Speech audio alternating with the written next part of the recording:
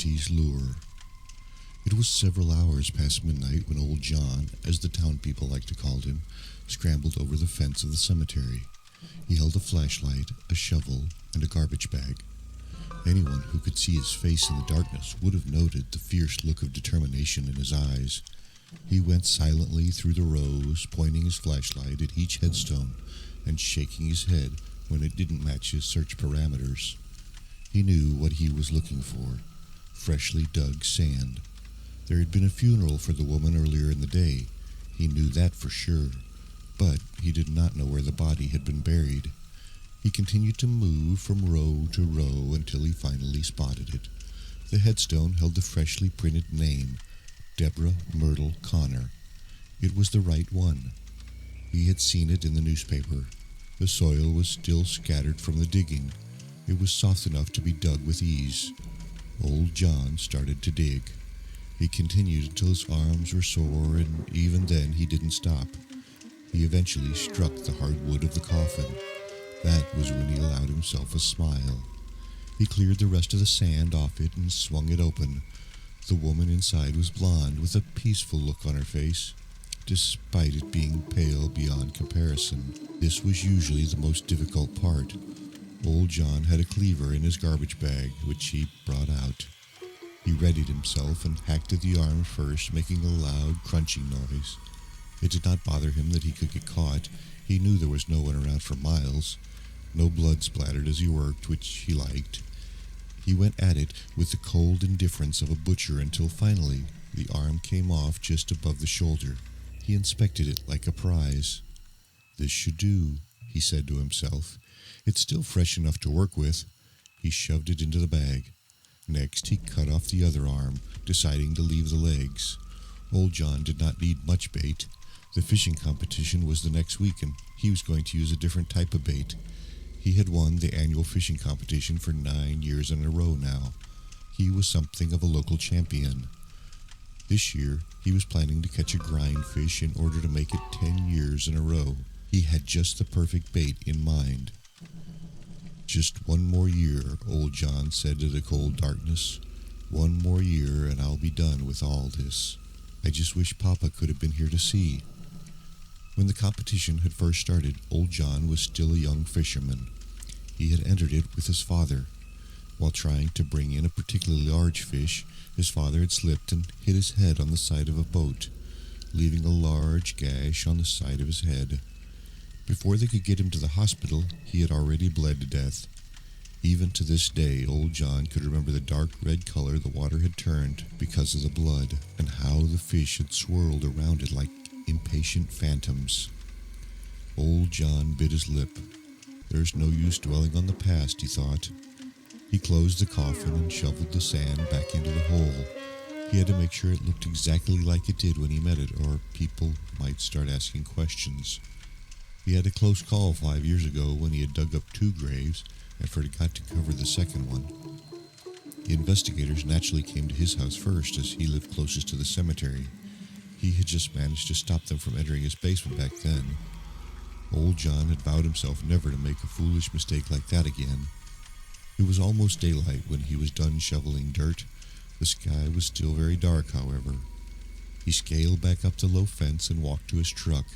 He kept the muddy shovel and the garbage bag at the back and drove off to the house. He didn't waste much time at home. He cut away the parts he was going to use and kept the rest in the freezer. He cut away the meat with the precision of a surgeon, stacking it on top of each other until he got a sizable pile. It was time to make the chum. The fish always went crazy for his chum. He brought out his meat grinder and ground the flesh into a paste. Next, he tore a loaf of wheat bread into the mixture, along with 2 cans of cheap cat food. He blended it all, covering his nose at the awful smell. Every time he made chum, the smell filled his basement like someone had set off a gas bomb. He was almost choking. When it was blended, he poured in a cup of cooking oil. When he was younger, his father had told him that the oilier the chum, the bigger the fish. When he was done, he put a part of it in the freezer. That was when he heard the knock on the door. His heart leaped. His basement was still a bloody mess. He cleaned his hands and went upstairs. He opened the door to meet a young woman in her 30s. "Good morning," she said. "I'm new in town and I think I'm lost." He noticed her squeeze her nose a bit at the smell. He couldn't blame her. "Where are you going?" Old John grunted. "The cemetery. They buried my sister yesterday." Old John froze. He could see a vague resemblance to the woman in the coffin yesterday. "She's perfect," he thought. His eyes moved from her long blonde hair to her plump body. The fish would love it. The fresher the bait, the crazier they get. He knew this through years of experience. A plan struck him suddenly. He made a quick sweep of his front yard. Only her car was parked outside and there was no one in it. He held himself from jumping at her. "I'll show you the way," Old John said, trying to sound as warm as possible. "It's hard to find it by directions alone. Come in and sit while I get dressed." "Thank you," she said. Entering his house, he could sense the hesitation in her steps. She was looking around the house with her hands wrapped around her body. Old John did not waste any time. He snuck up behind her and hit her as hard as he could at the side of the head. She dropped to the floor immediately. He dragged her down to the basement. Her head bobbed on the stairs as he took her down. He was panting heavily by that time. It was worth it, he said to himself. The fish would love it. He tied her to a beam with a web of fish lines. He stood as still as a statue watching her unconscious body. She was sprawled in an awkward position with her arms twisted unnaturally. Old John twitched. He decided it was time to get to work. He spread the tarp on the floor and sharpened his cleaver. He made sure he killed her before starting his work. "I'm sorry," he said to the corpse. "This is something I have to do. It's not just about the competition. Now you get to be part of something more, something meaningful." It was messier than making his chum. Blood splattered all over his walls, his work overalls, and even the floor, despite the tarp. He was not used to working with a fresh body. He threw the bits he had cut into a bucket, which was beginning to fill up. He knew that by the time he was done, he would have about 4 to 5 buckets full, which was perfect for his new plan. The work went on efficiently. He started with the arms first, before moving on to the legs and then the body. His eyes flicked to the clock occasionally. It was early in the day and he could still make it to the river before it was busy outside. He did not stop until he was done, not even to take a breath. The only sounds that filled his basement were the rhythmic, sharp crunch of bone and the squelch of flesh being cut. It was almost afternoon by the time old John left his house to go to the river. The cutting had taken longer than expected. The sun was already blazing in the sky, making him sweat profusely. He heaved a bucket to the back of the truck and drove off. There was no one at the river when he got there. Fishing had stopped weeks ago in preparation for the competition. Old John had to move quickly before anyone saw him. He got his bucket and rolled up his pants, wading into the river until it was at the level of his waist. That was when he emptied the bucket into it. Large chunks of bloody flesh tumbled out and splashed into the water. Old John knew that within minutes the fish would be in a feeding frenzy. He left before they could smell the scent. He knew that it was soon to travel downstream, beckoning them to feed. The next day he came at the same time to the same spot in the lake, pouring in another batch of meat. This time it was frozen. Through the clear water he could see 2 or 3 fish hanging around. They went straight to feasting, pushing against each other as they struggled for the biggest pieces. Old John smiled. His plan might just work, he thought. He already could imagine himself holding the trophy for the 10th time in a row, one final crowning victory after years of hard work. Fishing meant everything to him, and the fishing competition meant even more. It was his way of saying goodbye to his father, his way of honoring his memory. Old John came to the same spot every day at the same time throughout the week, each time with a full bucket of human flesh. By the 5th day, he met a horde of hungry fish. Before he could empty the bucket, one of the fish bit into his leg. Old John screamed. Another one bit his leg. He reflexively dropped the bucket into the water. He did not expect the madness that followed. The fish were crazy over the meat now. In the chaos, more fish bit his legs, and by the time he managed to scramble out of the water, his legs were bloody and full of bite marks. It didn't bother him in the least. The fishing competition was in 2 days. He packed his clothes and left. On the first day of the competition, old John was the first to arrive. He waited and watched as the people from different walks of life moved about.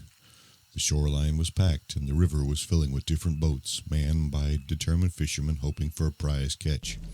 It was old John's favorite place to be. Many of the townsfolk greeted him as he passed.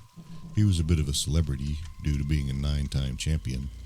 He waved back at them, making his way to his boat, which was moored at the dock. He knew exactly where to stop his boat. He had not come there for 2 days, and he was sure the fish were very hungry. He got his equipment ready, threw some of his special chum into the water. He noticed that some people watched him as he worked. Next, he set out his line and waited. It didn't take long before he got a bite. The line was shaking wildly. He jumped up to reel it in, almost snapping his line in the process. When he reeled the fish in, he saw that it was a big one. He heaved it up for the crowd to see. They cheered him. It thrashed wildly in his hands as he took it in for weighing. It almost slipped from his hands twice. "This is the biggest I've seen so far," the person at the weighing station remarked. "No one else has ever even gotten a bite. What bait do you use?" "That's a trade secret," old John said, smiling. He brought in one more before the end of the day. While fishing, he heard talk of a missing person. He saw 2 police officers moving around with a photo asking questions. The people on the shoreline shook their heads in the negative when they saw it. When they got to him, old John tried to act as calm as possible. The photo they showed him was the woman who had shown up at his door. They said her name was Mary Connor.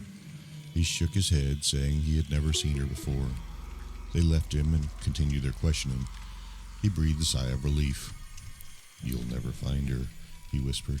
"She is with the fishes now." By the end of the fishing competition, old John saw that his plan had worked extremely well. The fish in the river would not eat anything else but human flesh. By the end of the week, he had caught about 8 huge fish and 3 smaller ones. He had broken all of his previous records. He had won by a significant margin. On the last day, old John decided to set out one last time. This time, he dumped more chum into the river. After about half an hour, he got a bite. The fish pulled against the line, almost dragging the boat along with it. Old John could tell this was a big one, and his suspicion was right when minutes later he reeled in the biggest fish he had seen so far. He needed 3 people to help him bring it in and carry it for weighing. When they dropped it on the scale, a little girl remarked, "What's that in the mouth?" They set it carefully on the floor. An official bent to pry open the mouth. She picked something from inside it and held it up for inspection. The crowd drew in a collective breath of horror. It was a human finger, bloated and blackened. It had a gold ring on it, which glinted in the sunlight. Someone at the back screamed a cry of terror. The little girl started to weep. The competition organizers wrapped it in a clear bag and submitted it to the police, who later confirmed that the ring on the bloated finger was Mary Connor's.